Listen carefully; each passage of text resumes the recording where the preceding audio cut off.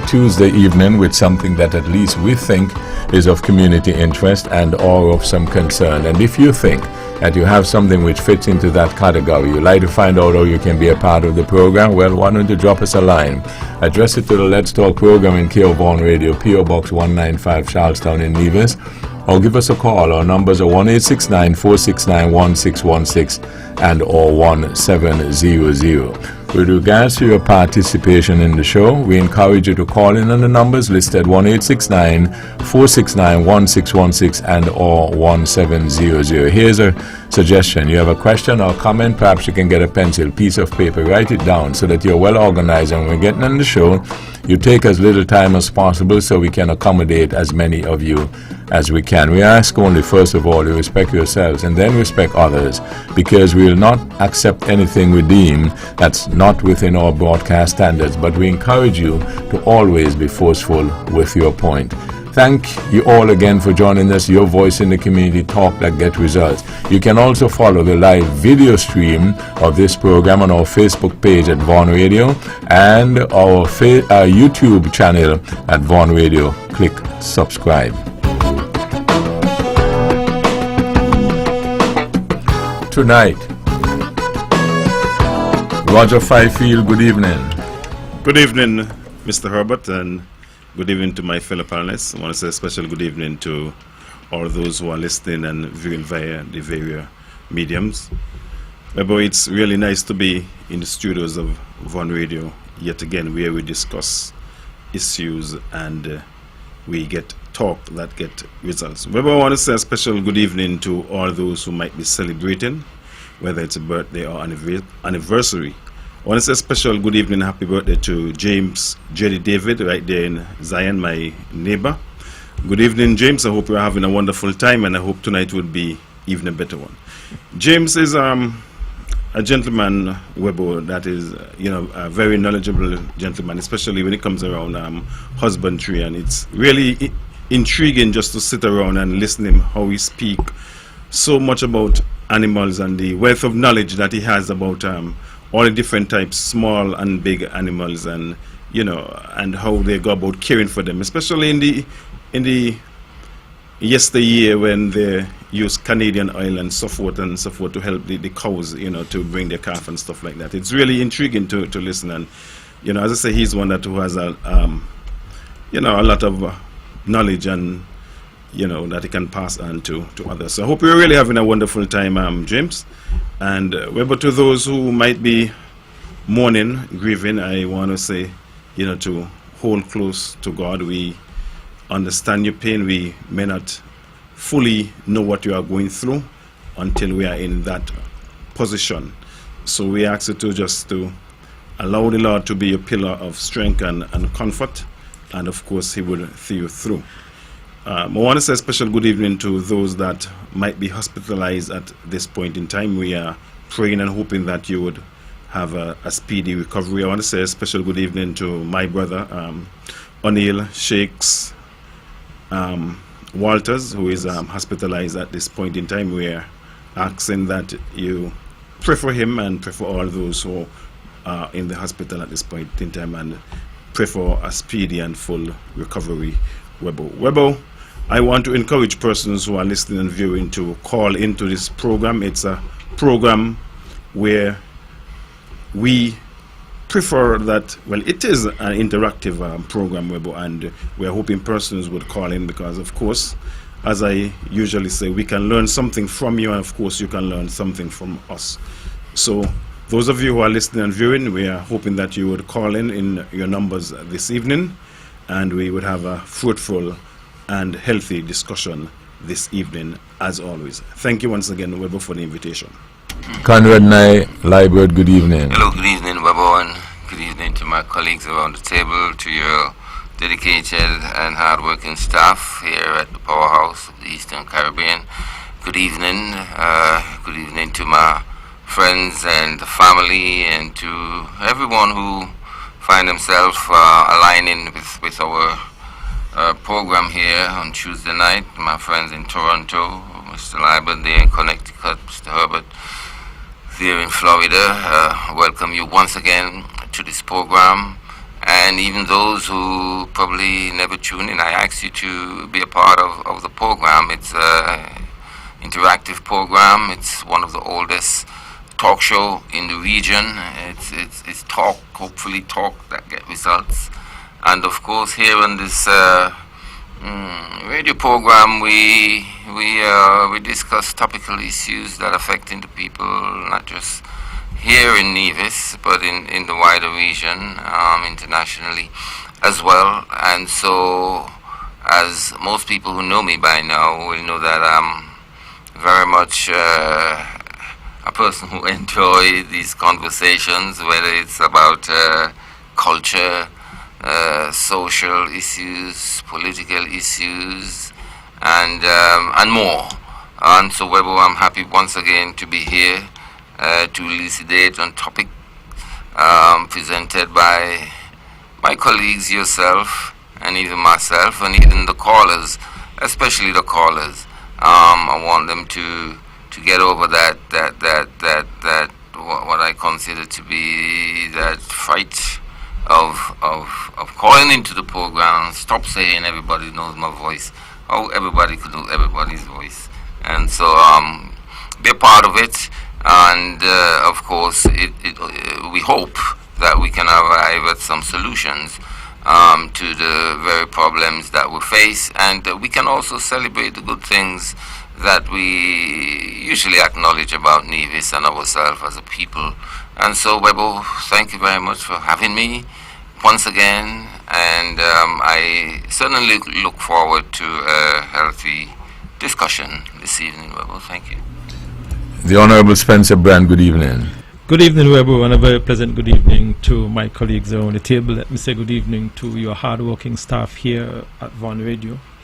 Good evening to all those who are listening to this edition of the Let's Talk program here in the Federation of St. Kitts and Nevis. Certainly those who are listening to us in the neighboring islands, Martin, the British, US Virgin Islands, down south, all the way down to Barbados, Trinidad, Guyana, up north, Puerto Rico, Bahamas, Cayman Islands, certainly our big brother, US and Canada, all those persons who normally listen over the pond to England. And of course, we do have some of our students over there in Taiwan, so I certainly want to wish them greetings at this time. Webbo, I want to thank you for the invitation, and I want to use this opportunity to first of all offer some condolences, greetings to the family of Elmon Beverly Nisbet, a very good friend of mine who would have passed. I want to take this opportunity to offer my very deepest condolences to his family, to his friends, certainly to his church family. You know, he was a man who was highly religious, and we often used to have those kind of conversations, both of us from different denominations, but you know, we would challenge each other on certain principles and certain positions. So I certainly want to offer my condolences to his family, to the family of Reginald Budgeon there in Jessops. Certainly want to convey my condolences as well to the entire family, and to all those other families who are in mourning tonight. I hope that they can certainly remember their colleague, friend, loved one with fond memory, and I hope that while we reflect on their passing, we as individuals who are still here must also make the necessary preparation for our eventuality as well. I want to also offer get well greetings to those persons who may be in our various hospitals here in St. Kitts and Nevis. I'm aware of O'Neill, who is in the hospital here. I certainly hope that God, through his divine intervention, will touch him and all the other patients here in our hospitals and would allow them to be back on their feet, up and about. So I hope that with the assistance of course, our healthcare professionals, that they will be well and they will be up and about. Webbo, I want to offer some birthday greetings and some congratulations to some persons who are celebrating and who would have recently celebrated.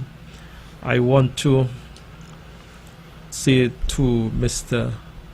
Clinton Swanston, who would have recently celebrated his, I hope you don't mind me calling his age, his 75th birthday on Friday. Swanee, I believe everybody knows him as Swanee, so I want to say to Swanee, happy birthday, happy belated birthday. And I hope that as we reflect on this journey, you too would reflect and know that I, as an individual, am one of those individuals who stand on your shoulder.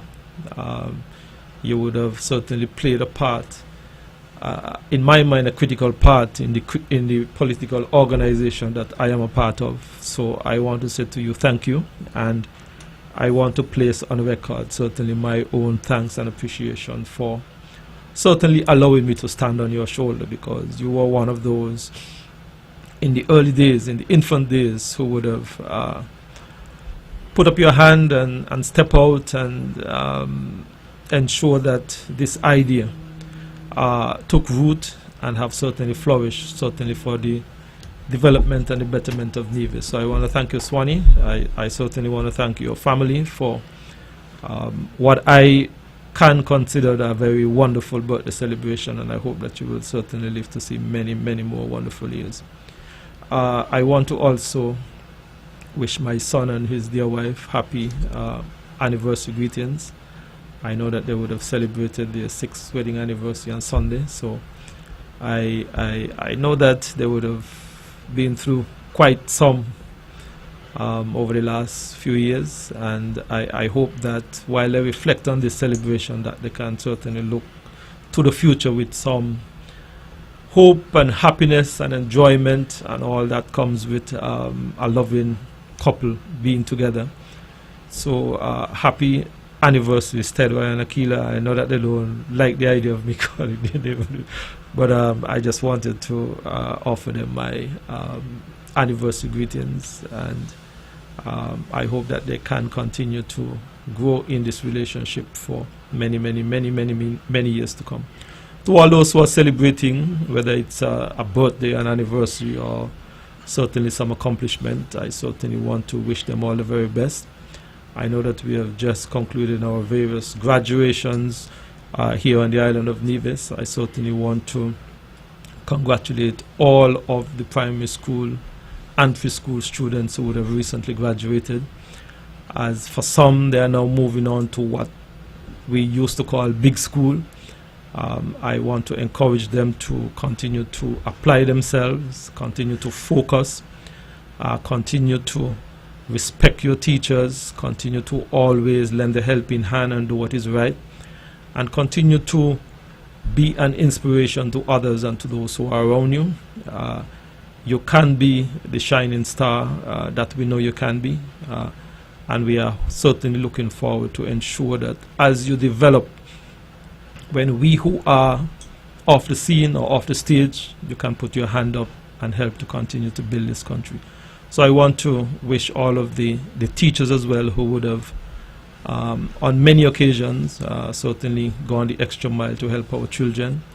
I want to say to them that you are doing, in my mind, one of the greatest service to humanity, imparting knowledge, and we can only hope that as you seek to uplift our children, you are also uplifting a future generation. To the parents who continue to support our children, I know at times things can be challenging, but I hope that as parents and guardians we can continue to give the necessary support, continue to work with our education officials, continue to show the level of interest and encouragement in our children so that they can continue to grow and develop into model citizens. Webbo, I want to thank you for the invitation, and I am certainly looking forward to tonight's discussion.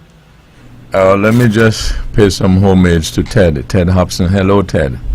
And just wanted to know that we got you. We wish you all the best, and I know that you will always listen. And so we appreciate the work that you have done, so that the rest of us could be here continuing, and all the folks who are listening. So I got as usual, one or two things I want to do, but let's check the panel out first and see what we got. Well, Webbo, we know that Culturama is around the corner. I think the official opening is this coming Thursday.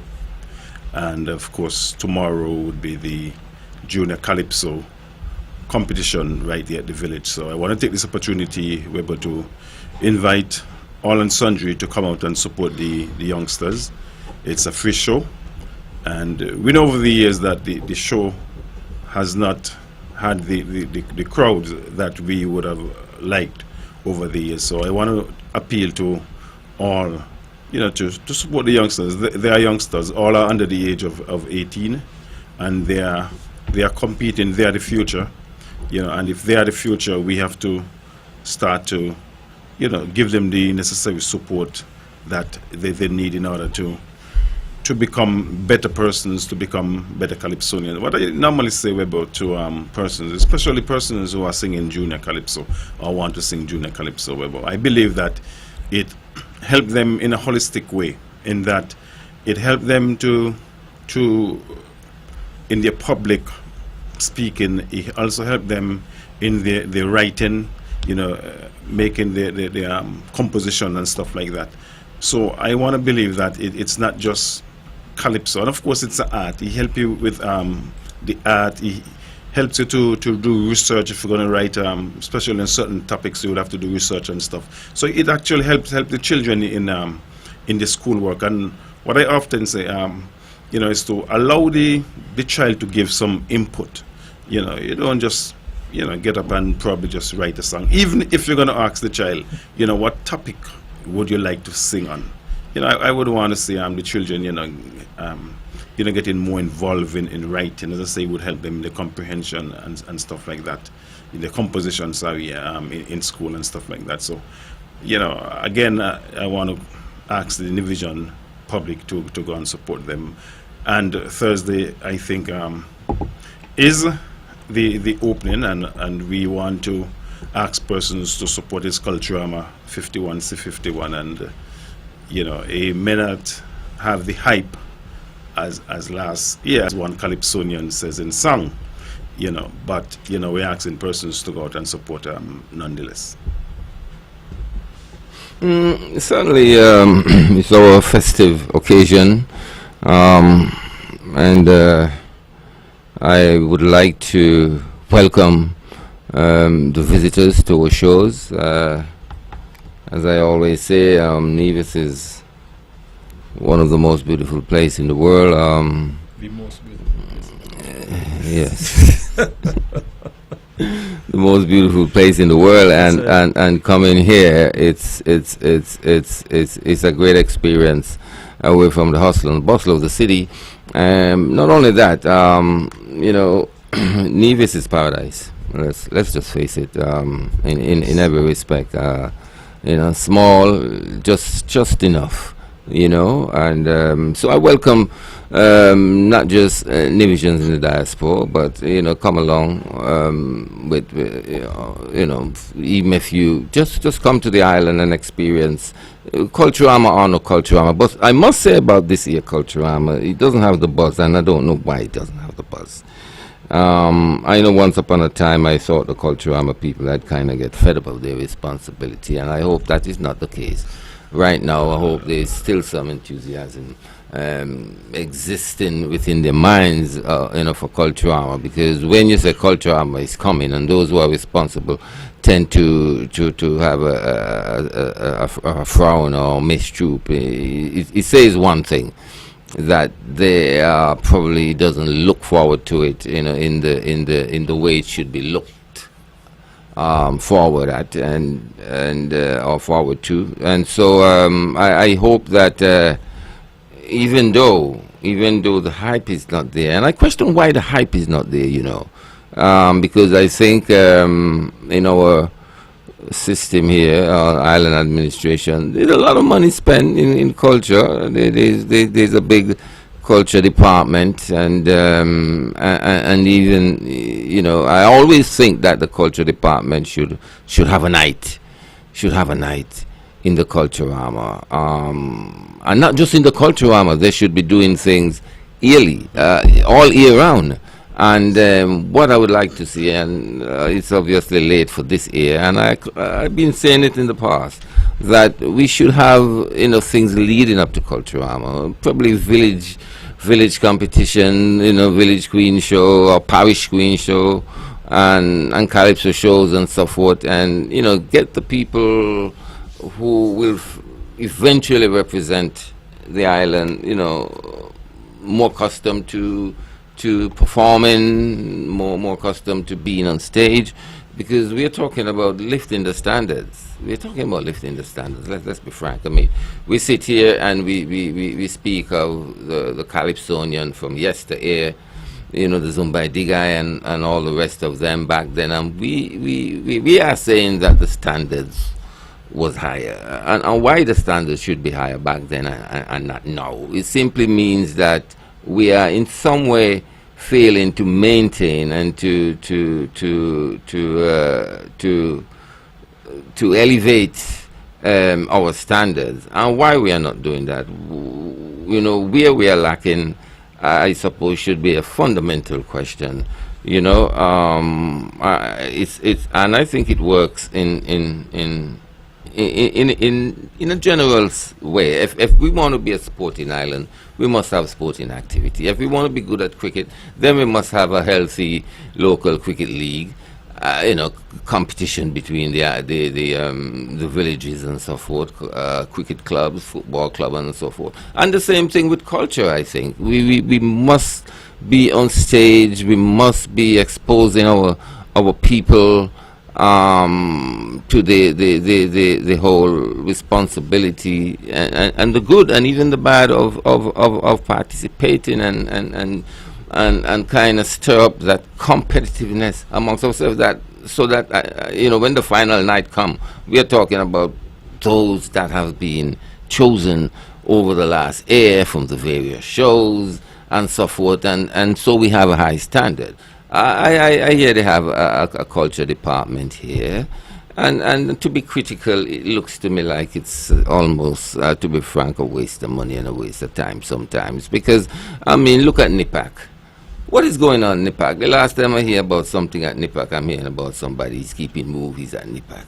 What happened to the plays and what happened to all this money that people is paying out to the culture department? I mean, and the production on the weekend. Nothing in return. I think we are failing in that respect. And I know, man, we used to be there.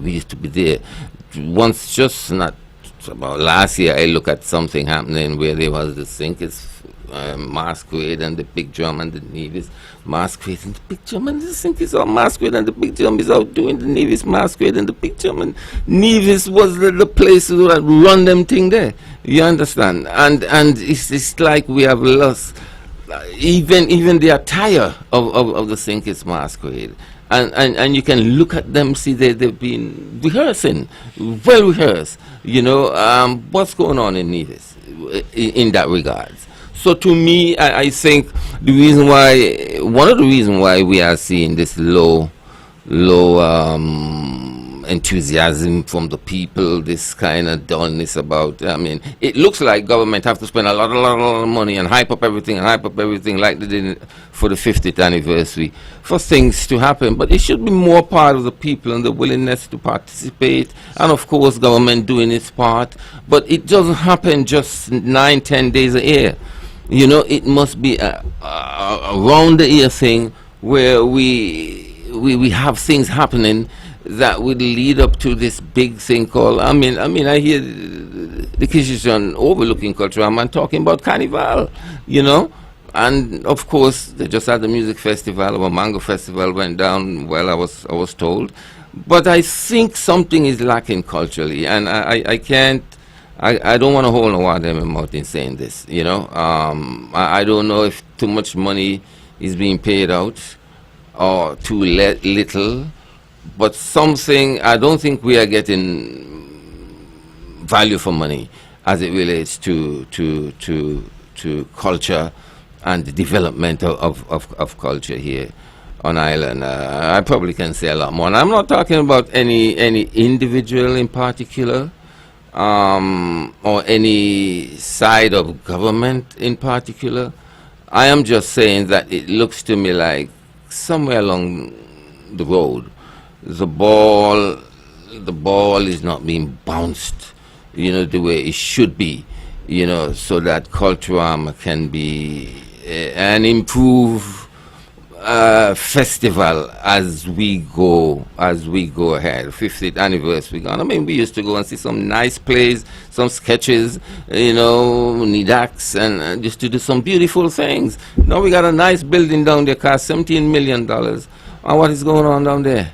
Nothing is going on down there, and I don't know how much they pay the cultural department yearly or monthly, but to me, we need to see more value for money, man, and we need to see more life put into this thing,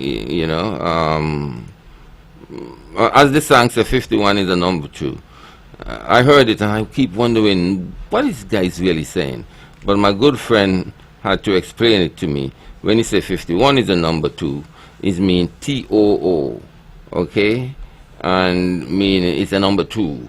So why not make it as grand as number 50 or number 49 or number 49? I think things are going downhill, to be frank.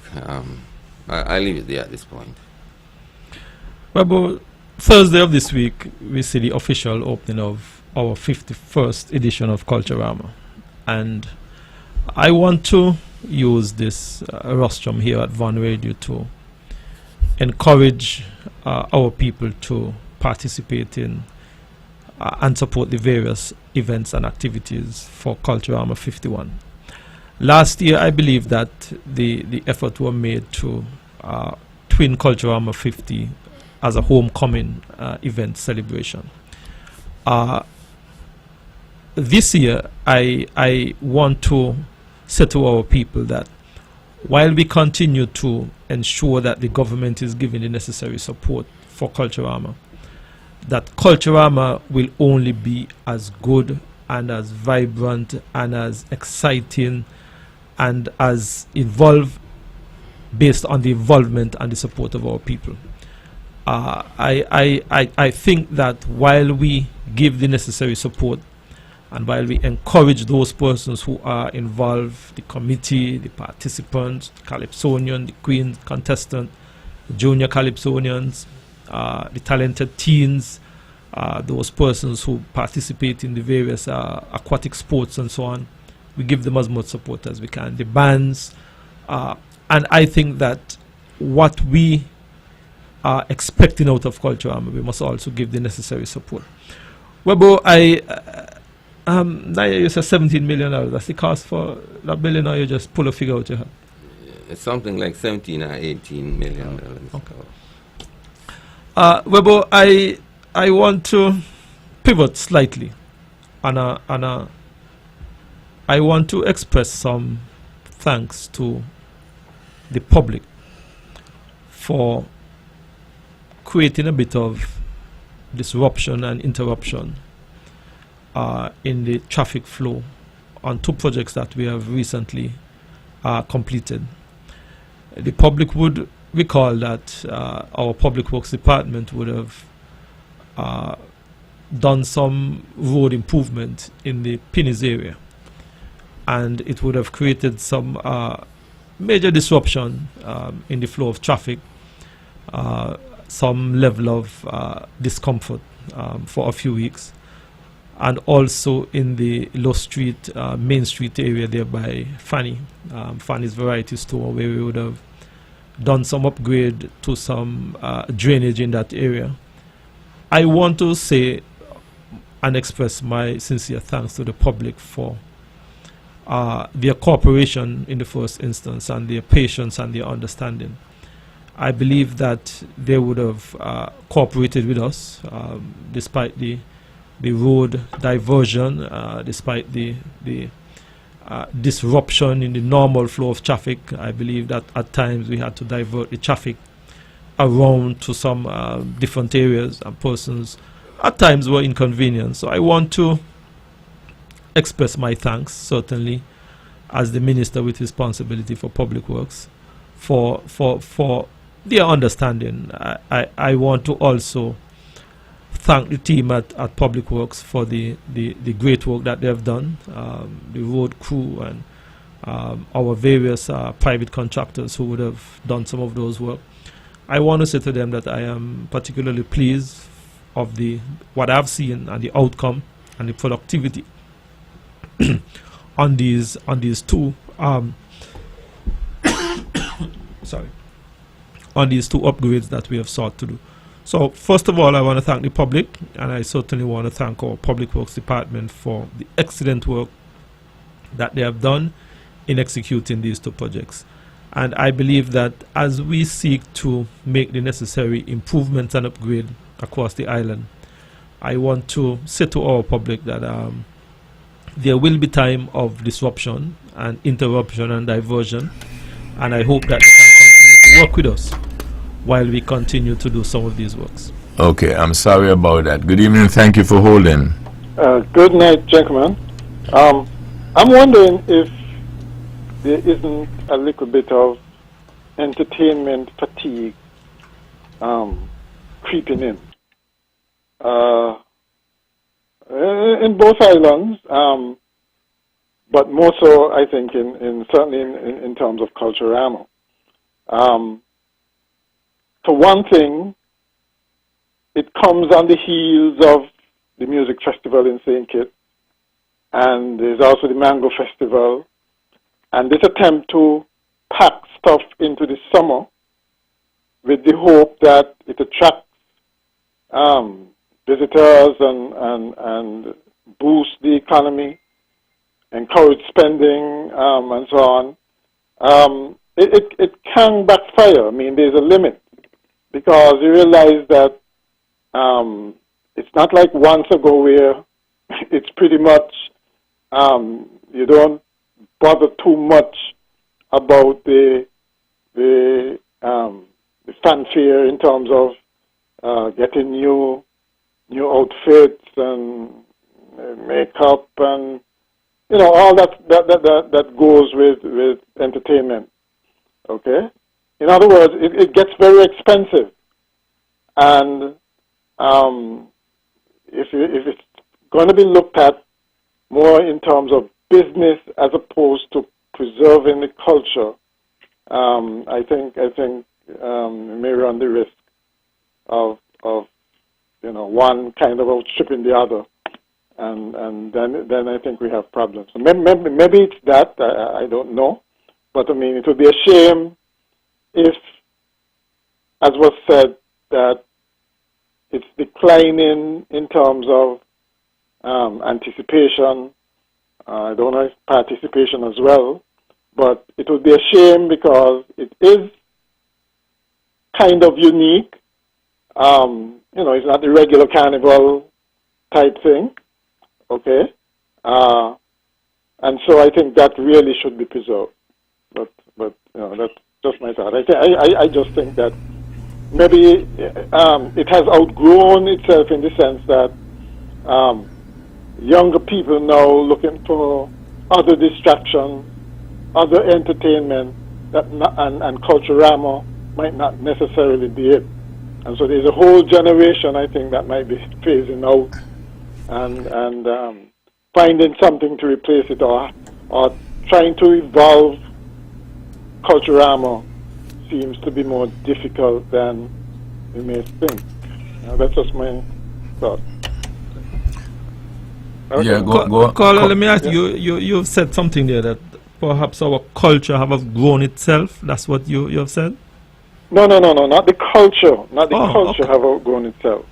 But they are people, because the entertainment is now so diverse, there are so many more distractions than when, for instance, the generation before was growing up. There's so much more to look forward to that Culturama does not hold that allure as it did before. It has so much competition. So when I say outgrow, I mean the new, in other words, the new generation, right, is the one who might have outgrown it. Not that the culture has been outgrown. I mean, you don't know. I mean, culture changes, but I don't think you can. It would be a really bad society whose culture just disappears. I mean, that's the end. That's marking the end of their particular existence, so to speak. You know, it could become just another whatever. Caller, something that distinguishes us.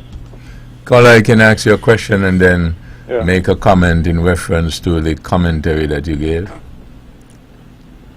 Sure. Okay. You mentioned that the Culturama, you said it was, but I was wondering whether you mean it is. I don't know. Don't you think that the Culturama itself has gone through some kind of metamorphosis? No, you said it was unique. So I'm just okay. Yeah, when you say it was it is. I was just wondering which it is unique. It is certainly compared to all the string of carnivals that we have in the summer down the island. Okay, so what you were saying then, that it is unique. Is, yes. And not was. No, not okay. You think that we could have a debate on that as to whether it is not, it shouldn't be, it was unique? The Culturama I'm talking about. Yeah. You think we could have a spirited debate on that from a practical standpoint? The uniqueness, I think, can be preserved. It's a walk with me. You said we're not talking about the theory here. We're talking about the practicality of things now, the reality. When we market it and we talk about it, we argue it is unique. Mm-hmm. Right?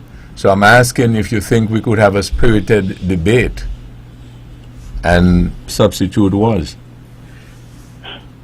So you're saying that maybe it isn't anymore?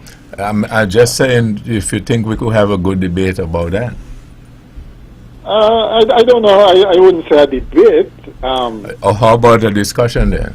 I prefer a discussion because I don't think there's anything controversial in saying that our culture hasn't died. It hasn't died. It's facing challenges, but I don't think it has died.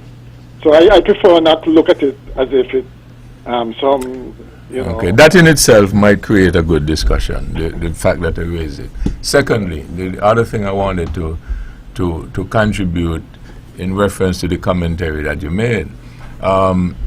Today self, I had a discussion with some persons. It wasn't on the topic of Culturama, but I had occasion to say, in terms of my contribution to the discussion, I had occasion to point out that a fellow might be making some beautiful cabinets. Another fellow comes along and he realizes that those cabinets are real spectacular. I think I want to build some like those. And he notices that this guy is using some, or has some tools there. And he concludes within himself, the difference between him and I must be the tools. So he sneaks around and he takes with his phone a picture of the brand and everything. And he goes and he buys the same tools. And he gets the tools, makes a cabinet, but he finds he can't get the cabinet make the same one. Well, that couldn't go both ways. The cabinet could also end up being better because of superior tools. But that's another question altogether. One of the things I noticed, for instance, forget what you call that place over there, that has like the shows the different stages, the different areas where you have your houses. You know, I remember visiting the Heritage Village? Huh? Heritage Village? Heritage Village, yeah. And one of the things I noticed that was missing, I don't know if it's been changed because I did mention it to caretaker there. I didn't see a wagon, right? Which used to be a very common piece of furniture a long time ago, right? Whether it's the art of making it is lost or I don't know. That, and I don't remember seeing a safe either, what we call a safe back then. But anyway, what I'm saying is those things should be preserved, and maybe it is that Culturama should include a day when things like that are highlighted. You know, those old skills, what we call them, antique stuff and so on. So the question I wanted to ask, by inserting that conversation, or a part of the conversation that I had today, which had nothing to do with Culturama, I wondered, as I listened to you talk, you think that that analogy can fit in somewhere in what you were saying? It can, in that a lot of it, yes, depends on people who are pushing stuff and organization and themes and all of those things. Oh, right? Okay. So all is not necessarily. Ultimately, though, so all is not necessarily lost, but it sometimes is who you put to handle the tools. Is it correct? Yeah. Okay. All right. Mr. Brennan is smiling, so let's give him a chance to talk. Thank you, caller. I find these things fascinating. I find your analysis and comparison with the tools and the finished product and what may have caused the furniture and the cupboard not to look as masterful and as crafty as the previous. And people like to accuse me of talking in parables. I'll talk in parables till they're dead. Yeah, that's good. If Ted were here, Ted would have said, well done. Well done. Yeah, go ahead. You know, I thought that the analysis was very interesting. But I was, when the caller was making his contribution, he spoke about preserving. And I think that the idea of the he mentioned the Heritage Village, and the idea of the Heritage Village was specifically for those kind of things, to help our people to get an understanding and appreciation as to where we came from, where we are now, and how we can preserve those various traditions that we now have and what we would have celebrated over the years. Naya earlier raised in my mind a few very poignant issues. We have here on the island of Nevis the cultural department of culture, and they are charged and mandated to ensure that our various cultures and norms and traditions and so on are preserved in the first instance, are taught to our children, ensure that we can pass on those down from generation to generation. A lot of effort have gone into ensuring that we can make sure that our culture and our tradition and our practices are sustainable by creating that very entity. And I think that while we are trying to make the effort to preserve, I believe that our people can be perhaps a bit more appreciative of our very own culture.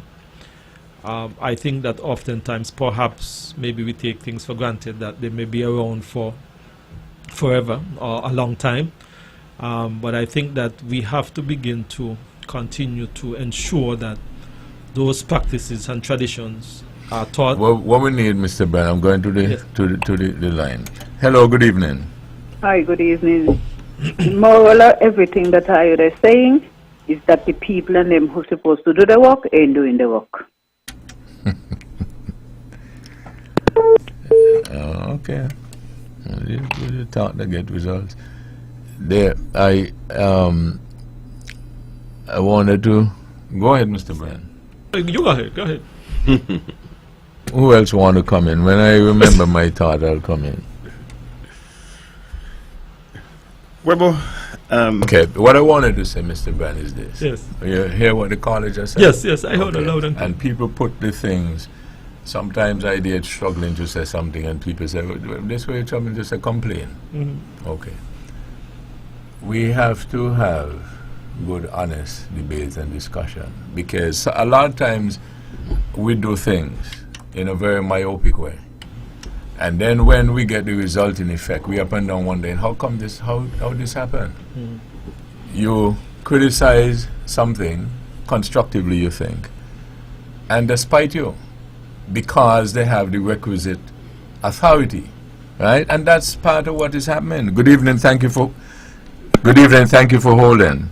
Hello, good evening. Yes.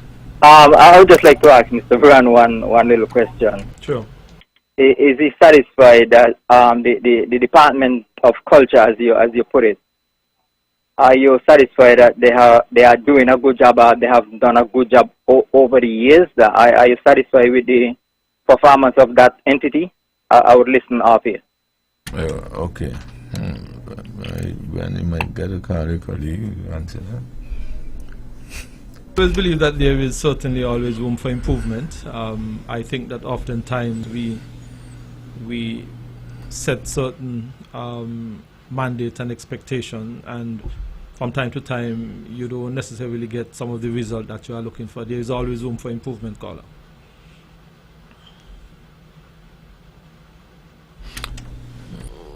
Well, this brings us back to, and I don't want to. Last year we spoke of this issue, and it's really. Is there anybody in the cultural department that teaches music? Anyone can answer that? yes. Who? I have, I think it might be, but I'm not sure exactly, but I know he works for government. You have wind instrument, you have steel pan for sure. music in general. Music in general. Steel pan for sure. Why are you guys talking so soft? You get frightened? No, for sure. You know, because let me take this. Good evening, thank you for holding. Hello. My input tonight, right, is that when Alma Johnson and them was inside here, that was culture. That was way down. But if you don't got something in the heart, you will never get it work. Sometimes they just pick Tom, Dick, and Harry and put them inside there, and they don't know what they are doing. And if you start to take the culture serious, because everybody know when Culturama was coming, you can't wait till the last minute, Webbo, to be doing this and doing that. So that's why you see, look like there's no culture. And Naya says some things that tonight, and if you got to study what Naya say, he's correct. Have a good evening. I could tell you that call today, she had me on pins and needles. When she said they don't know what they had me on pins and needles. I had my finger on the button, but thank God that. Anyway, that's just a light moment. I would just like to see somebody who can read music, teaches music in the cultural department.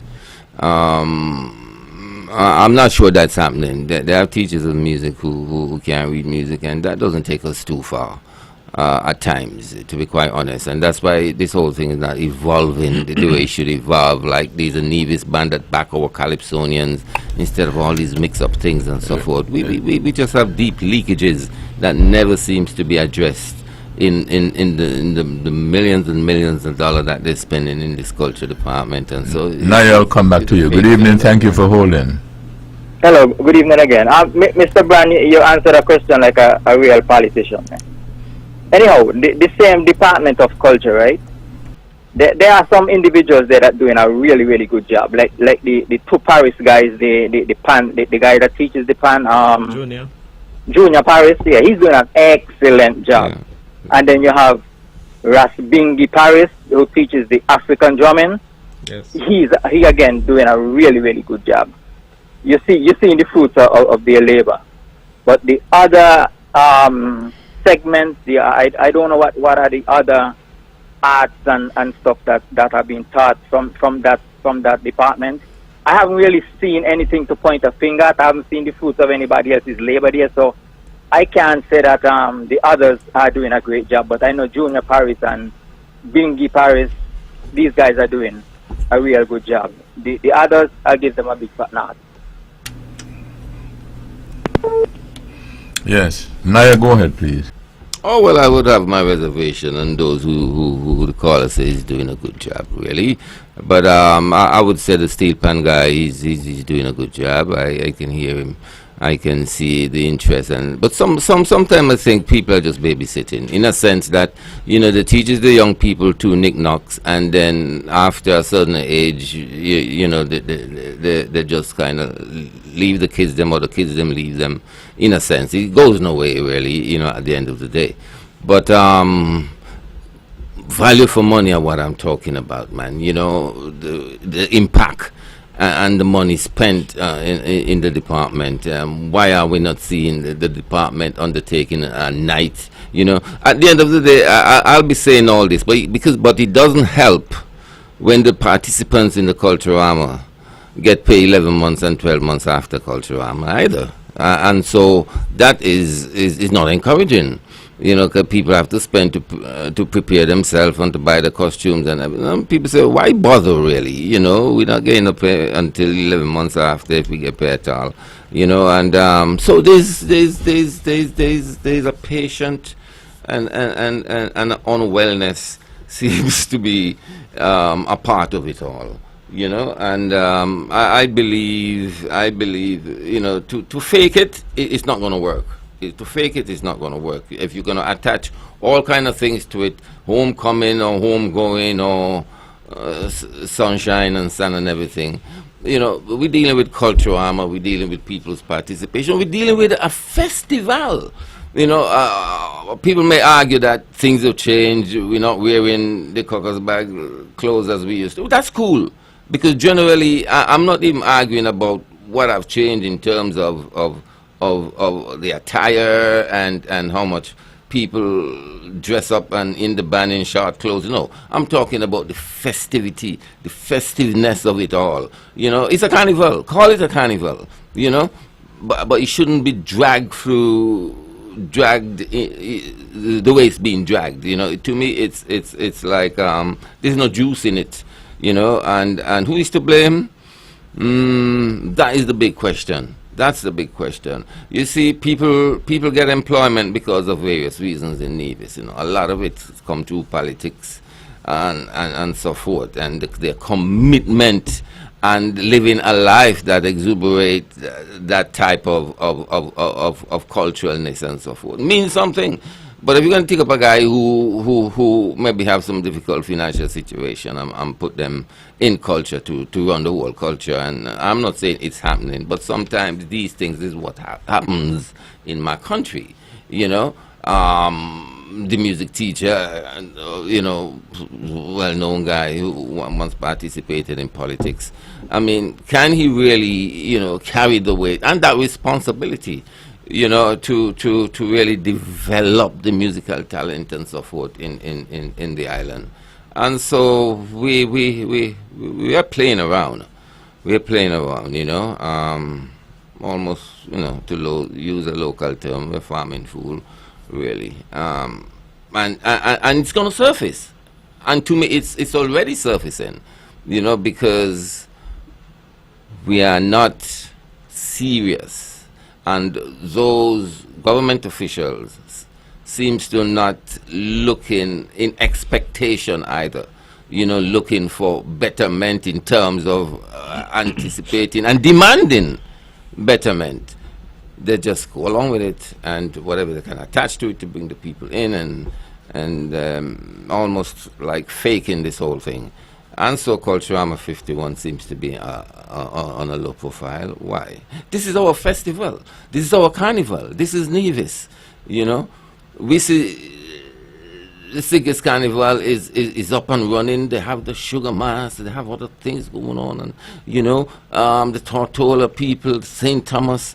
They never drop in their intensity of having a massive and a growing carnival. Let me get this. I'm going to come back to you. Good evening. Thank you for holding. Yes, good evening, Mr. Herbert. A very interesting topic. I somewhat agree wholeheartedly with what Naya is saying. I know you got this guy from Bricky, but Snowflakes, we just call him. He used to be teaching in the school when my children was going to school. And the children, he taught them to play quattro, guitar, banjo, and even some started to blow fight. But you know what the problem is?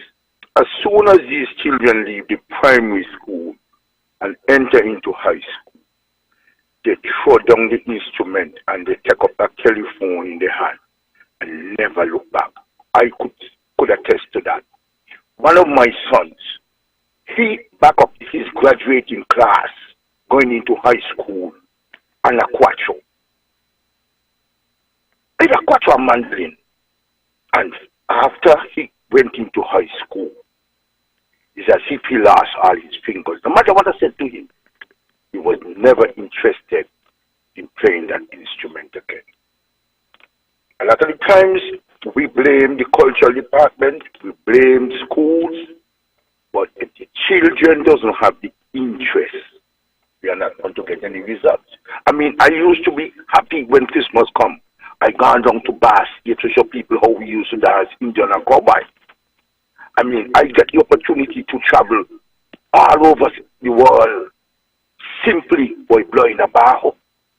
I mean, I get trips for Carrie Festa, stayed in some of the most prestigious hotels, simply because I grew up in a village where we had, as boys, you involve in the cultural activities, and they take me all over the place.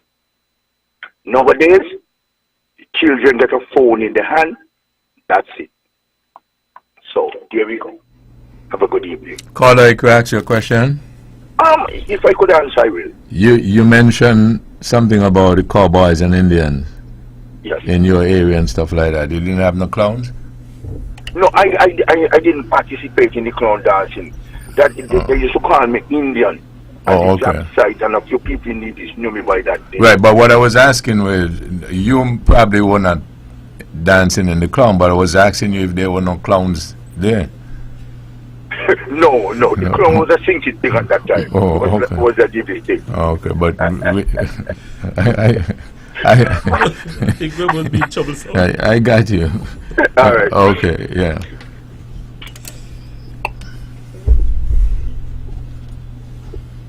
Yeah, Mr. Webbo, I'm talking about demanding the demand of coming from the central officials about seeing improvement. You know, I'm not sure they demand these things in a very serious way. Insist on the cultural department, you know, doing things throughout the year in an organized way, and bringing out the people and so forth. And that's why I refer to a lot of the things that's happening in the cultural department as a babysitting job, you know, because they teach the 4, 5, 6, 8, 9 years old kids and then they forget about them at times, you know. I mean, that is what I see going on in the drumming thing.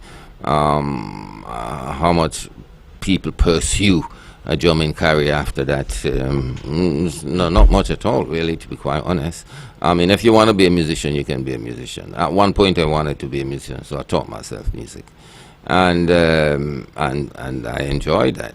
But there is something seriously lacking, you know, this in our culture, in our carnival happening, you know, in that thing that really we should be looking forward to make a lot of money for Nevis and bring a lot of people to the shows of Nevis. and having it and living to see it expanding and not converging into what we are seeing today.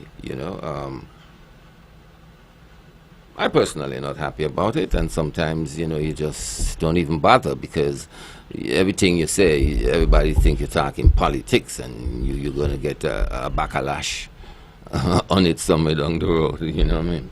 And so I say no more. Now, let me ask you a question. Do you feel that we have? Do you feel that we are culturally in tune? Meaning. And I'm using culture in a kind of broad context. Do you feel that our people perhaps are appreciative of our heritage, one? And do you feel that we as a people are not as perhaps as hawkish or as bulldogish, so to speak, about our inheritance and our culture? You feel that we are culturally in tune? I think the culture is a reflection of people's life and practices, and that would always be there, and that's why I don't argue whether or not the culture is fading out and so forth. If Culturama takes on a slight different dimension, if you realize the point I'm making is festival, you can call it whatever you want, but it's the liveliness, it's the anticipation of it and participation of it, it's the impact, it's something, and yes, the caller from Sinkit said that it's a unique festival. It's a unique festival. The cultural aspect will be always there, or should be always there, and we should be putting a lot of emphasis into that coming through, because you can't beat the string band. Nowhere I go I hear nothing about string band. You can't beat the big drum and the way our masquerade perform. I mean, the heritage village is reflective of things we used to use in the past. You find that in every country. In every country, the old goose and all these type of stuff. But and so that would always be there, and of course we try to emphasize on what is culturally festive in Nevis, But I'm just not talking about the culture. I am talking about the festivity on a whole. You can call it carnival from my point of view. I'm talking about the liveliness, the anticipation of it, the growth of it, and that's what I'm not seeing. That's what I'm not feeling. How long I can have some band from somewhere else with Tuni Vision in it? Playing for the Calypsonian. How long? When you have a cultural department, people are paid for teach music. So we are truly not seeing any growth. Let's face it. Naya, I understand what you are saying, and I know that it would be really nice for us to have our own musicians and musical accompaniment here on island. I think that would give us a sense of pride. Hold it right there. Let me take this. Good evening. Thank you for holding. Well, good night to you and your panelists. Good night. I couldn't let this program pass without giving an input. Gentleman said earlier, one of your callers earlier, he gets us trouble because of just going a bar house. Webbo, I'm a Calypsonian Shokai. I've been troubled by singing Calypso. I also a band player. 1973, I followed my cousin to go practice steel band. I didn't go to practice steel band with him. I just followed him, and I automatically end up in the band. 1973, that was after Carnival. And the same 1973, we was in St. Thomas for Carnival. The next second, I would get a trip to St. Thomas. And the same thing happened in 1974. There is some benefit in it, but if you don't like it, you can't reap the benefit. Remember, okay, back to the Culturama now, and this carnival story. Nicholas said, the Culturama is our carnival. I hear Noya spoke about that earlier. Not how I say it, but I could understand that's what he meant. So we really drop in. We drop in. The culture drop in. Big time. Anyway, that's all I want to say. Okay, thank you very much. Anybody agrees with me that with the same topic, you get a different set of panelists, and then you wonder if it's the same thing you're talking about? Yes. Okay. Yes. All right. I mean, I believe sometimes if government, I wish they could encourage the string bands. What a great competition it used to be. The many string bands from the different villages. Maybe if you give them $200 a month from the government treasury, you would probably see that again. We're talking about culture. You didn't even have to do that, Naya. Years ago, I begged them, don't let the string band die. That's a nice, They don't study with beautiful. me, right? And you see, I know this conversation would come, because what happens sometimes, when you're in a particular position and you have the mega microphone, you take it and you talk, you alone and nobody else. But the time is the healer of all wounds, right? And you can, anyway. Good evening, thank you for holding. Good evening, Webbo. Good evening to your panelists. Good evening. I'm listening to your program. Quite an interesting topic. Two things I'd like to say. I think we've fallen short on our young people by not introducing music in the schools. The pan, the fife, whatever form of music of our culture, so that we can see it manifest. Caller, no one really want to interrupt you, but you're sure that they don't have music in the schools? Well, I just, by way of information, it is. Music is in the schools. They teach steel pan in the schools? Yes, they do. Okay. Because when you go to the other islands for their carnival, St. Thomas, I've experienced that, in St. Martin, you see the school, the steel pans with the young people on the trucks as part of their carnival processions and stuff like that. So if they're teaching that in the schools here, how come we're not seeing it manifest itself in our Culturama parades and activities? That's one of... Yeah, go ahead, caller. Let me write the thing down for the end. We really need to work on.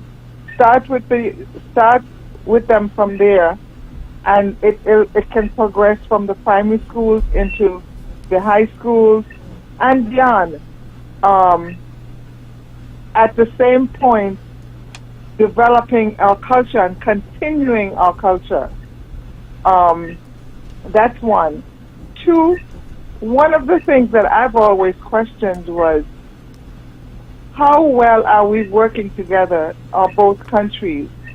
Because we have the music festival in St. Kitts, and it doesn't seem to me that Culturama gets the exposure that we should try to make sure it gets during the music festival, which then can continue on, if not for that same year, into the next year. There has been, this year, I think more than any other year, you saw a lot of people coming over from the music festival to the Mango Festival, and that seems to have taken off quite well. Let's hope that we can make that happen into the Culturama Festival. But it starts with the exposure of the Culturama, getting the exposure, the marketing, whatever it is, during the music festival, which will help enhance our Culturama by getting more people here. Those are two things that I think that we need to work on to help Culturama even more. I heard someone talk about having some of the bands playing downtown during the Culturama time. But it's to start even before that, on a Saturday afternoon, leading up to Culturama, where we're seeing the bands, especially the cultural bands, being exposed downtown on the waterfront, on Main Street, in the squares, you know, to show what our culture is about, and again to encourage the young people. Right leading up to Culturama is a time when the children are not in school. If we had prepared bands coming out of what we teach them in school, they could be playing at lunchtime or during the daytime in the squares downtown during this time of their vacation. So I just wanted to express that. Okay, thank you very much. I got a couple of notes here, but you guys go ahead. Webbo, you know, I believe that we probably need to have some introspection of our culture and of our Culturama. And we can certainly look back to yesteryear and see what worked and, you know, what is working now and how we can improve. Webbo, years gone, we knew Culturama was coming. We would have seen a lot of buntings and lights and stuff like that up in Charlestown and around Charlestown. So, you know, we prepared the place to look festive, and, you know, just by having the place looking festive, we recognize that something. Let me get this, Fifi. I'll come back to you. Good evening. Thank you for holding. Good evening. My contribution is that I heard a caller saying that they have not seen the steel pan featuring in Culturama, but if I'm not mistaken, I saw at least 1 year the Sir John the School of Music, which teach steel pan. They play during a Juve.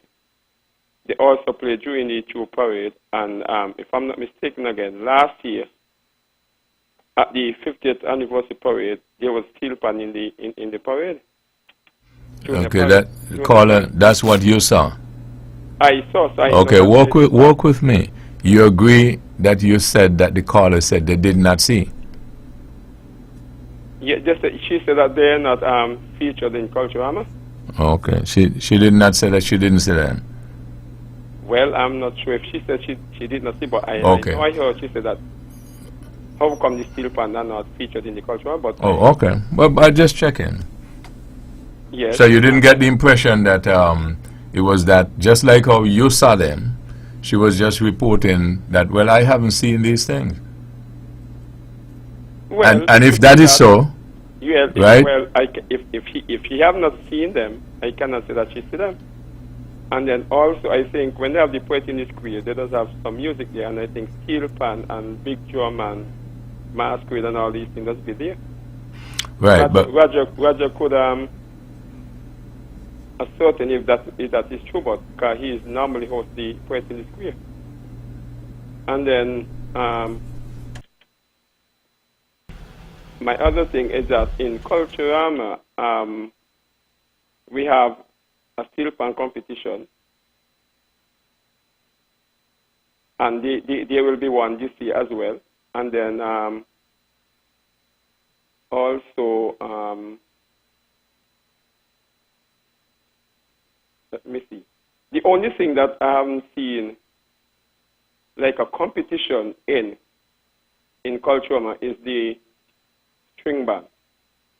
But our string band is always present in Culturama as well, for the true parade and so.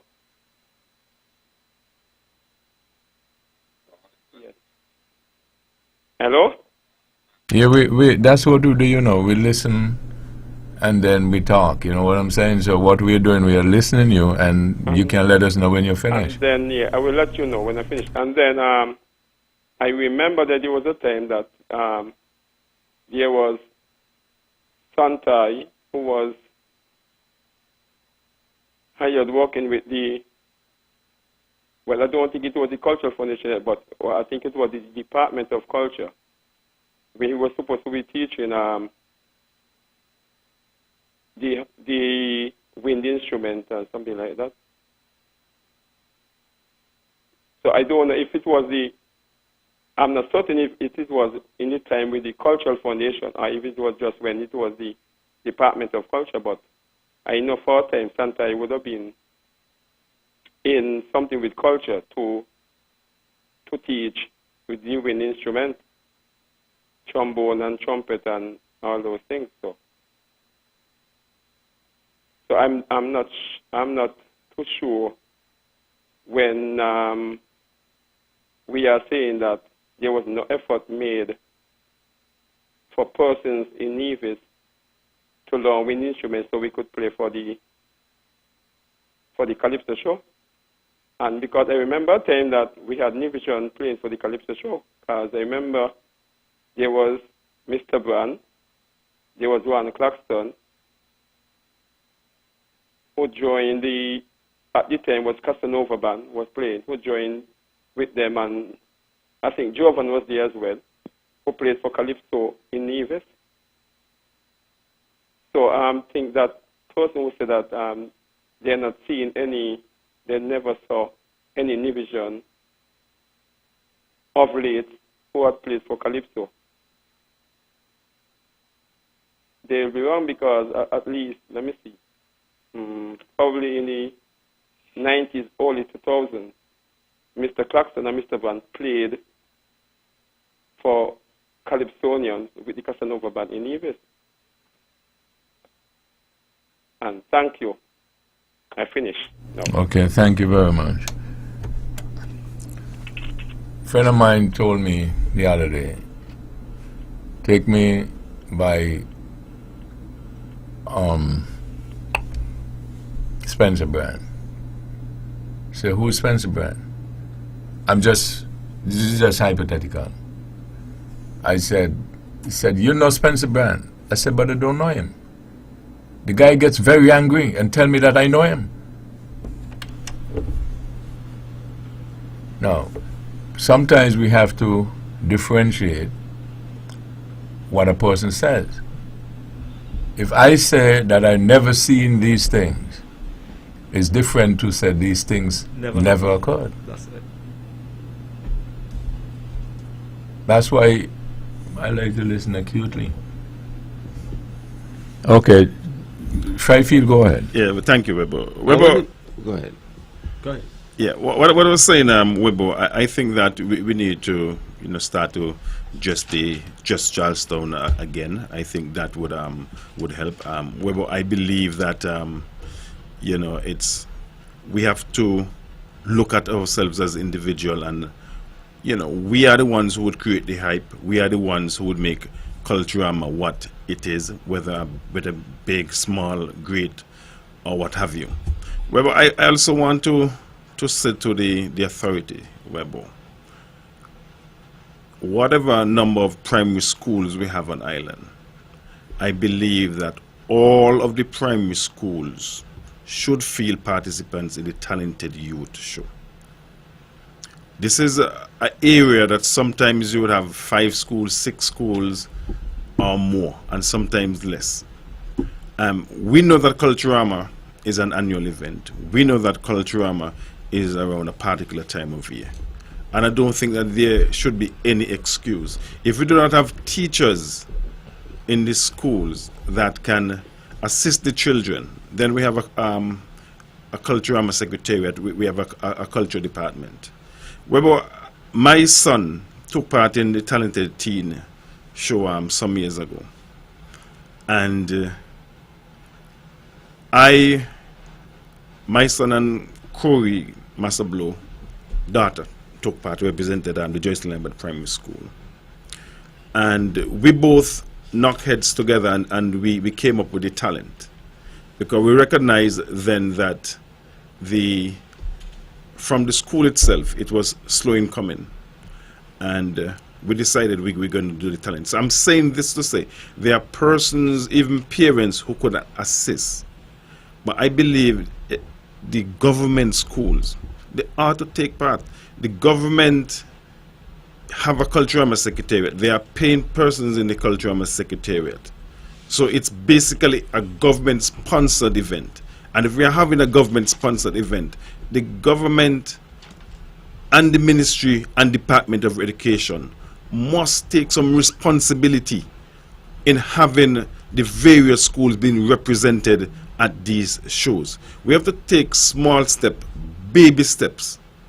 And I am sure if we have more participation at this level, when these participants get older, the females, I'm sure that some, not all, but some may want to probably go into the swimsuit, the Queen show. Let us look, let's be realistic. Look at our Queen show numbers this year. We have 4. 1, 2, 3, 4. 1, 2, 3, 4. 4. I mean, I can recall the days back in the 80s. We used to have at least 5 females from each, a female from each parish. And what that did, it brought out the entire Nivision public. You would find that the whole of Gingerland would be coming out to support Gingerland, the participant, the contestant from Gingerland. And likewise, St. John, St. Thomas's, St. Paul's. You know, and I believe if we can probably go back to that format. How can we go back to that format? Naya suggested that we can have community festivals, parish festivals. And maybe out of those festivals, those Queen shows, because I'm kind of sticking with the girls for now. You know, you can probably say, look, if you are the winner, you are the one who's going to represent Gingerland, St. John, St. Thomas's, what have you, in that particular year Queen show. And I believe if that's supposed to happen, we're going to get, you know, more persons. For instance, you may have 2 females from St. John's going in. None from Gingerland, maybe none from Charlestown. The others are from the other parishes. And then you may just find that persons from the other parishes that don't have someone who is representing them may just feel, you know, I don't really have to go. Yes, we understand that persons are friends all over, but I believe if we kind of create this rivalry, so to speak, because everything was basically a rivalry, you know, albeit a friendly rivalry. Yes. You know, and so you have persons coming on to cheer for your parish. And if we could have that, I believe that would also assist. Now, when I speak to rivalry, I can remember the days of the this and that, the Miko, the rivalry coming up. You know, everybody want to come to the show to see those guys. Everybody want to come to the show to hear what Wheeler is saying, because Wheeler is that unique in his way of delivering and his message, communicating his message to his audience. And I believe we have to start look at that. We have to start developing. Maybe we need to introduce Calypso in the schools. I'm subjected to correction, but I do not believe that Calypso is introduced in the school, has been introduced in the school at all. Maybe it's time for us to look at that. If we are saying that the art form is dying, last year, if I'm not mistaken, we had about 28 Calypsonians for C50. This year, C51. How many Calypsonians we have participating? We didn't even have enough to have Calypso eliminations. We had 12 Calypsonians. 12. I mean, gone are the days when we used to have 30 plus Calypsonians. You know, we had a Calypso eliminations, a 1 song, and then Calypso semifinals, a 2 song.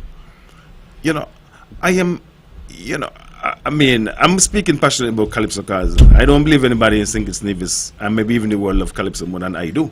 Yes, they can sing better than me. I understand that. You could sing? I Good can't evening, sing. thank you for holding. When we finish, you'll sing for it. Good evening, thank you for holding. Yeah, good evening. Mr. Fifield, just let me interject something there. You said that the Calypsonians, this and that, and the Miko and whoever, their sons came in to root for them. But don't forget that back in the day when you had IC's Brass and Soul Survivors playing, they had people who had no interest in Calypso. They came to listen to their band. They came to listen to the Soul Survivors. Fans came to listen to Soul Survivors. IC's Brass fans came to listen to IC's Brass. And that's what helped fill up the stadium. Yes. So, you know, you had the band fans and you had the Calypsonian fans. So all of that came together that create this big audience. So don't forget that part. Thank you. Yes. Yeah, okay. I'm allowing the discussion like a number of callers have said. It's a good discussion, and I know it would have to happen. And there are a couple of pointers, you see, that a lot of things we do things from a myopic standpoint, right? And everything has its consequences, going back to even the good book, the Bible. You can get into the kingdom, but it comes on a condition. And when people do certain things and take certain decisions, they have a consequence. It may not happen right away. Now, the question I have to ask to fuel the discussion some more, we had this same discussion last week under a different topic called cricket. How things are different and you wouldn't think, and drop the coach and get this director and so on and so forth, right? No? Yeah. Okay. Webbo, I would just like to see a troop coming out of every school. What's wrong with that? Exactly. It doesn't have to be anything vulgar. A troop come out of every school. Amen. You see how the people follow the mini Olympics? That's the way they're going to follow these kind of things. You say good rivalry, competitiveness. That's what we're talking about. That's what's lacking. Well, who's the leader of Culturama? Are you a part of the committee, Mr. Fifield? No, I'm not a part of the central committee, but I'm on a subcommittee. Well, there seems to be some short-sightedness, myopia taking place somewhere along the line. And you see the caller before speak he spoke of Mr. Brand playing for the youth Calypsonian and all that. That's 1990 something, right? But he's still thinking it's recent. He sounds like he's thinking it's recent. He's still thinking about Santoy that have left Nevis nearly 2000 You understand? So what we are saying, continuity. Okay, if these things used to happen back then, how come it's not happening now? So we are all admitting that we have not seen any growth. There is no growth. There is the opposite progression. Digression is the word? Well, Webbo, I'm happy that we are having this conversation. And I must admit, I normally take some notes, but I find tonight I'm taking quite a lot of extra notes. I believe, Webbo, that, and colleagues, the public is perhaps highlighting and suggesting and saying a number of things as to how we can continue to not only ensure that our cultural event, one, not necessarily remain cultural, but continue to be something that we all can enjoy. I think that we have had quite a lot of wonderful suggestions, some of the things that I feel that the listeners would like to see happen. A caller, maybe 2 or 3 callers ago, spoke about us playing for the junior Calypsonians. Bran, Yes. and I'll come back Yes. to you. Good evening, thank you for holding. Good evening. Roger, Yes. when you be the minister of St. George's, you're going to be in charge of culture. Anyway, it's a light moment, Webbo. Anyway, what I'm saying, right, is that the culture has changed a lot. Somebody said tonight here that some people can't get the money when Culturama done, and so the amount of tickets, free tickets, they just give out. Okay. And they're giving the tickets and them to people who don't really want it, that they could buy their own ticket. Too much of cheating just go on. The judges and them just be not fair. They just be unfair. Because sometimes when you go to the shows and you look at the shows, I used to be a gate person, so I know a lot of things that I just...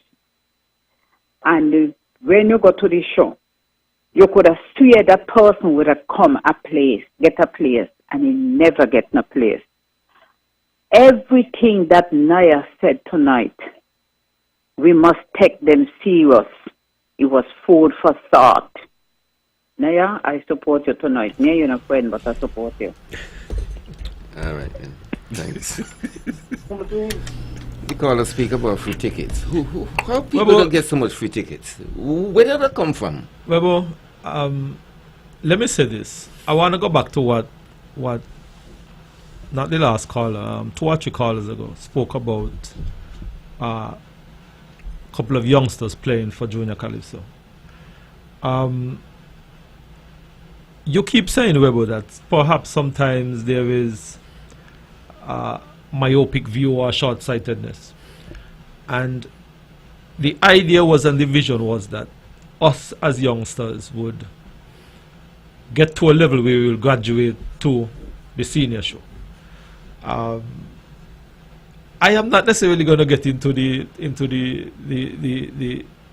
weeds and the nuts and bolts of some of the things that was thrown at us as youngsters. But looking back at it, perhaps if those obstacles weren't in the way, we perhaps would not have been having that kind of conversation when it comes to players for. But Webbo, like I said, I am particularly pleased for what I am hearing tonight. I believe that the public is certainly demanding certain things, and I think that it is certainly left for us to make sure that these initiatives, these suggestions are looked at, dissected, implemented if necessary, improved upon. I think that it goes to the improvement and the betterment of our culture and the participation. A lot of the suggestions are what I call perhaps low-hanging fruits that can be dealt with and can bring about some success and some improvement in what we are seeking to do. So I am really happy for the comments and the participation of the callers. I believe that the suggestions are well noted. I am certain that from where I sit, I would perhaps put them on the table and hope that the Minister of Culture would trigger his own cultural department and cultural unit to look at some of these and make sure that they are implemented. I'm very happy for some of the suggestions. I think that all of the comments are positive comments that seek to try and improve what we are trying to do from a cultural point of view, and I think that they are well founded and are well grounded. Webbo, some of the things that used to happen yesteryear and had cut out and now have been revived. One such activity is the aquatic sports. So there's still persons out there who are very much, let me put it this way, want to see Culturama, go back to its city. So we must say kudos to the Empire Sports Club and its president, the Honorable Eric Evelyn. They, I think, would have come on board, and the aquatic sports have grown in recent years. Yeah. I think that might be coming up on Saturday coming. Yeah. And also we know that the Culturama was born out of a Jama group, NIDAX, and over the years there are Jama groups who sought to put on some dramatic presentations over the years, but have dwindled somewhat. But what I can say, poetry is alive. We have, after the introduction of Poets in the Square some years ago, I think by Pat Bartlett, some years ago, it has grown tremendously. And what I have also learned is also during this festive season, there's an individual who is also trying to help, so to speak, if I can put it away, in the poetry, in having some poetry, during this period. I think Miss Vaughn sometime next week. So, you know, we have to continue to encourage persons. We have to realize that, you know, the department or the secretariat, you know, they on their own just cannot do it alone.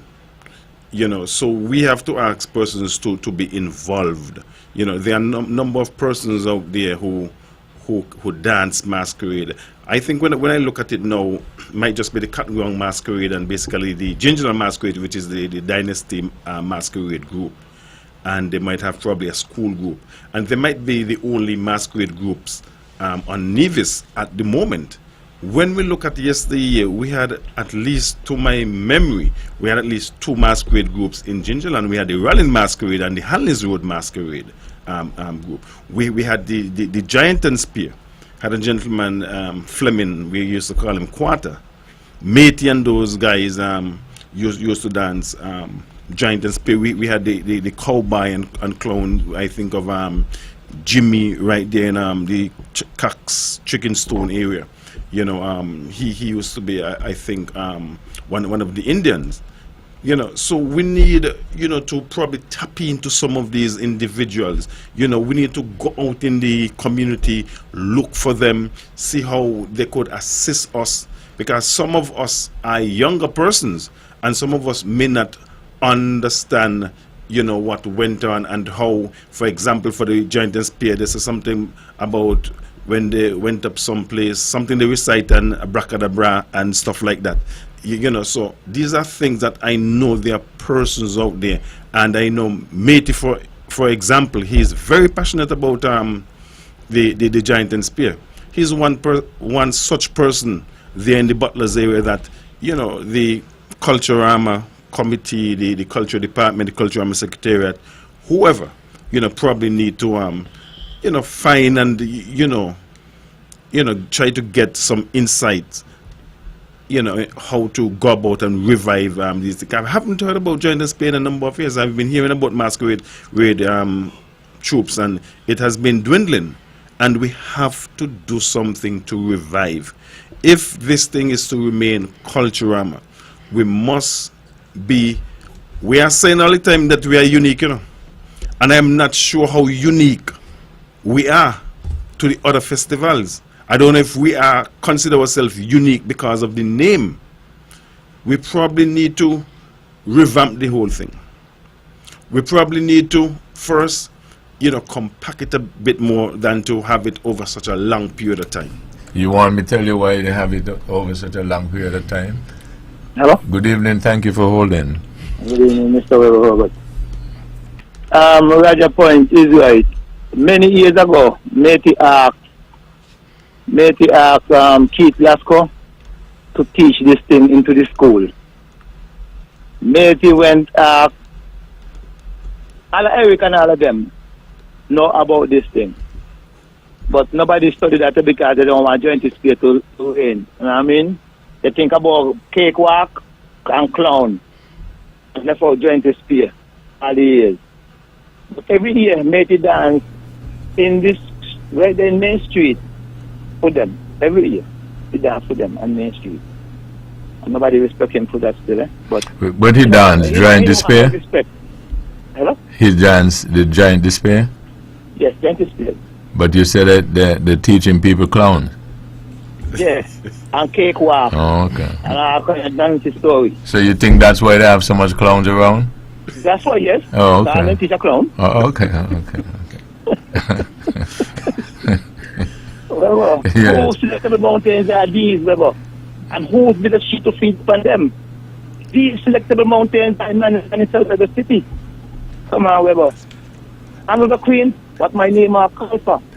This man is here tonight. What is your name, Webbo? My name is Christian, but the force was restless. And I came from the race of Jacob, whom God was restless of him. Webbo, how we happened you came to the first son in our set? I would have been here much sooner when we were at Mandatayan. I stepped in the act, but I stand on the hillside. But that in my sleep, I lost my evidence. And I came to the bar without it. I'm feeling for it, and I'm feeling it. They accept my piece of and now I come. And about the queen. Webbo, did you see the building back by? Yes. Do you know him? Yes, I asked him his name. So he told me I was faithful. Oh, I know him too. He's one of my tongue man. My near neighbor. I know far do you think at the time. Over there, boy, Raja. Thank you, Webbo. See you. Thank you. Splendid. Memories, Webbo, you know, it just spark memories, you know, it's like almost coming back. And, you know, we have other persons around too, you know, Peter James, he played, you know, he played from right there on the top of Webb's ground. He played joint and spear too. You know, so there are a few persons who are around still that my mind, you know, can go on. You know, but coming back to the point that I was making in terms of, you know, to make it a little more concise instead of stretching it over 2 weeks period. You know, we probably need to focus more, and I believe if we do that, persons would, you know, create, you know, a little more impact in my opinion. Because persons now would be looking at a 2 week period when they'd be probably looking maybe just, you know, a little more than a little less than a week.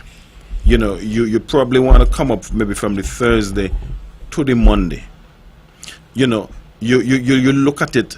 There was some years ago when we had our Calypso on a Sunday night. Yes, our Calypso here in Nevis was held on a Sunday night some years ago. A Calypso show, I know that for a fact. It's Calypso I'm speaking. Maybe you could tell me about another show.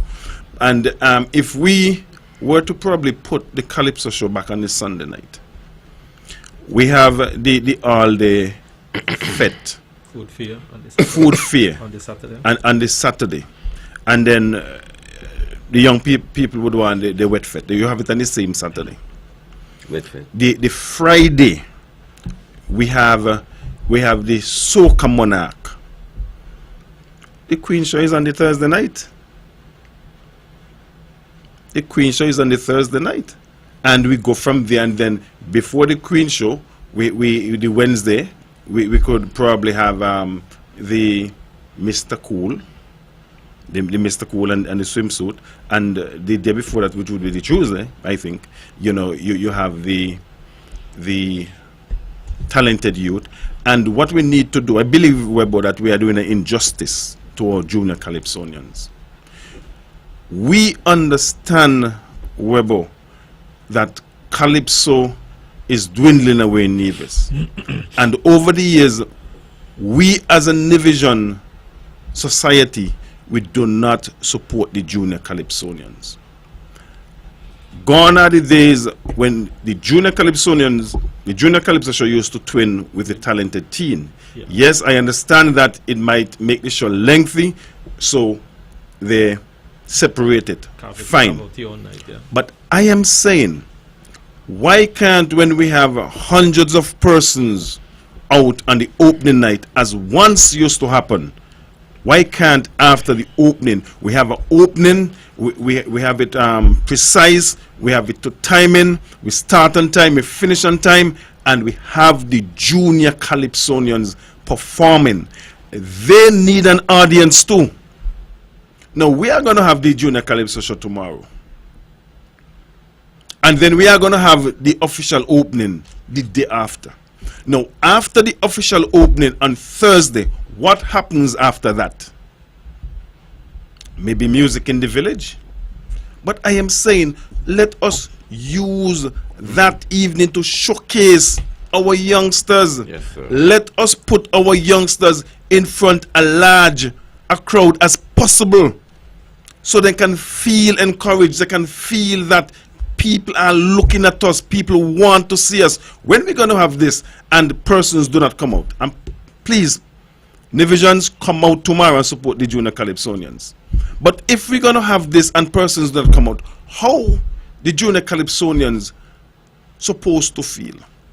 They have to be strong-minded. And these are youngsters, even adults. How many junior Calypsonians we have this year? We have 12 this year. Mm-hmm. Last year we had, I think, might have been 15 or 16, subjected to correction. But we have 12 this year. 12, and if I'm not mistaken, including 3 newcomers.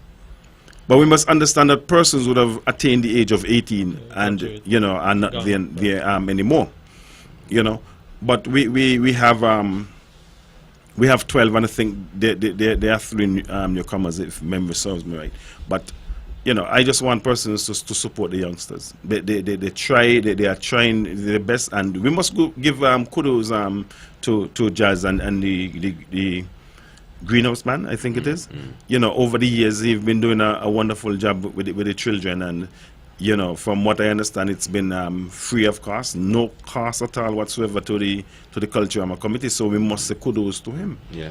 You know, and I know for a fact that over the years too, Jazz would have been tasked with, you know, arranging most of the calypsos for the calypsonians, and also he would have written for a number of them over the years, and still is, you know, and you know, we just have to say kudos to him. You know, without him, I'm not sure where we would have been today in terms of having a junior calypso show. Roger, I have a slightly different view when it comes to the junior calypso show. I am in agreement with you on part of what you are saying in terms of giving the junior calypsonian as much exposure as possible.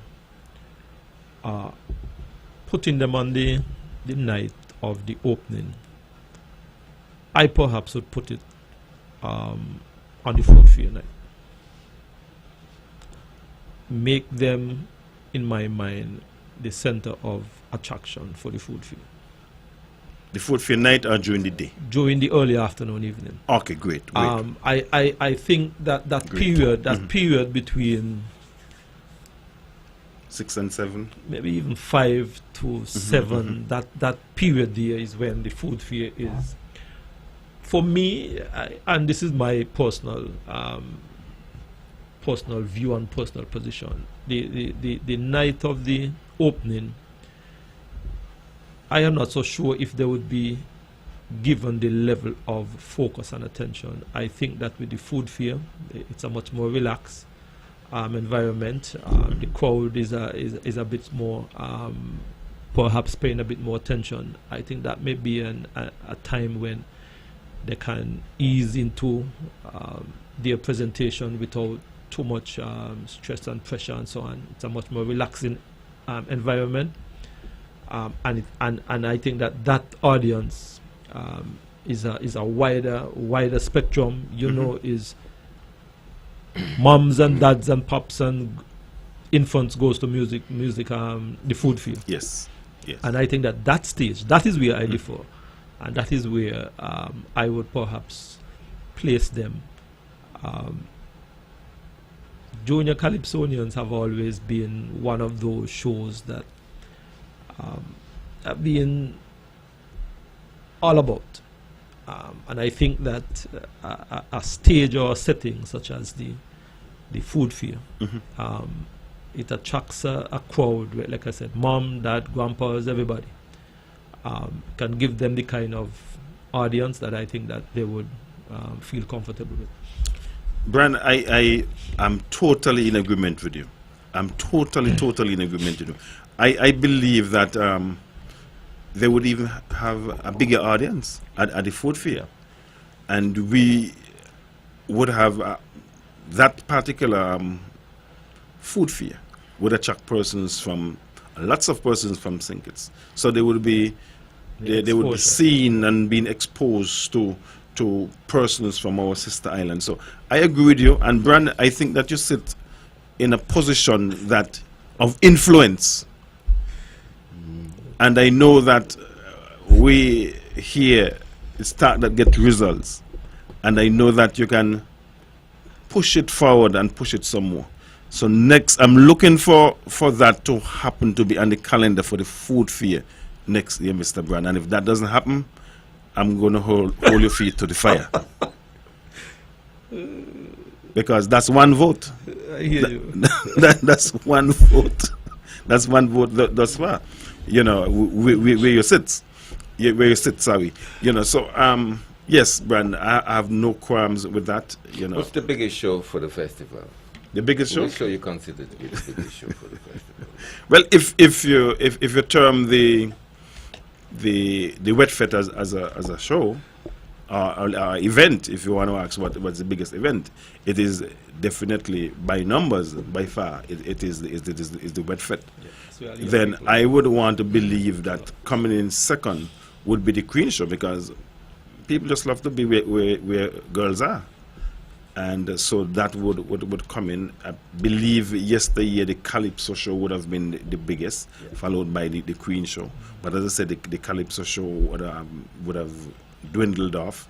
So I believe that it's the... So is the thinking, so how you guys see it? Because the Wet Fit attracts the most people, it should occupy the most... let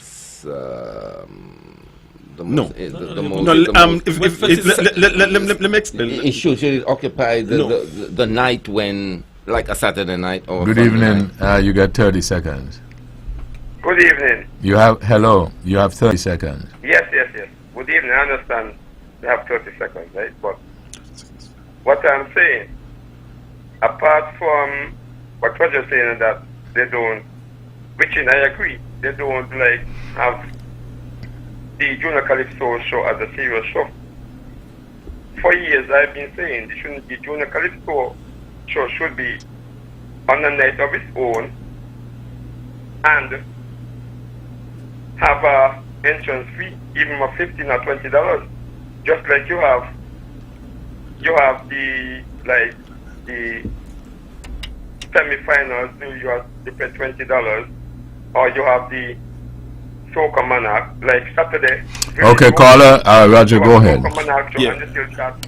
What I wanted to point out to Naya is that the Calypso over the years the Calypso show would have held on the Saturday, but what you find happening, although the food fair was supposed to cut off at a particular time, 7, 8, whatever it is, you recognize that lots of persons would remain at the venue.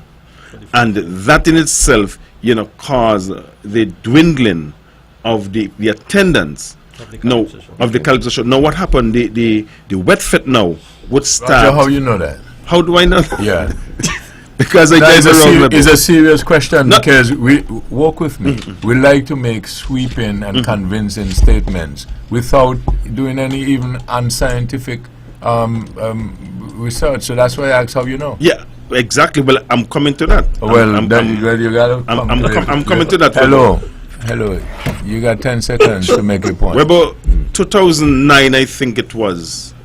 The customs had a booth at the food fair at the Villa Ground in Charlestown, and I Love Calypso, and that was the only Calypso show in many years. That's how you know. No, follow me. No, but you don't understand what I'm saying. Yeah, I understand. I understand, but I can't sum it up in 10 seconds. And what happened, Webbo, there are lots of persons who left back at the venue. And when I finished and I drove around and I saw the attendance of the Calypso show, when I peeped in, and the number of persons who left at the venue. So that is one example. And those persons told you that they were going to the Calypso show? If they told me they were going, yeah, they didn't go. Now, they told you they were going? So you see a set of people, like the Calypso show was held, and I was home, or I was talking to Brand. That meant if I didn't meet Brand, I would have gone to the Calypso show? It's a possibility that you would have gone, Webbo, because... That's the last word. This program repeats tomorrow at 10 o'clock following the VON News Minute. Join the Honorable Mark Brantley tomorrow evening at 8 o'clock for On the Mark. Join Keith Scarborough on Thursday evening at 8 o'clock for Government at Work. Thank you all again for joining us. This is your voice in the community. Thought that gets results. You all have a wonderful evening.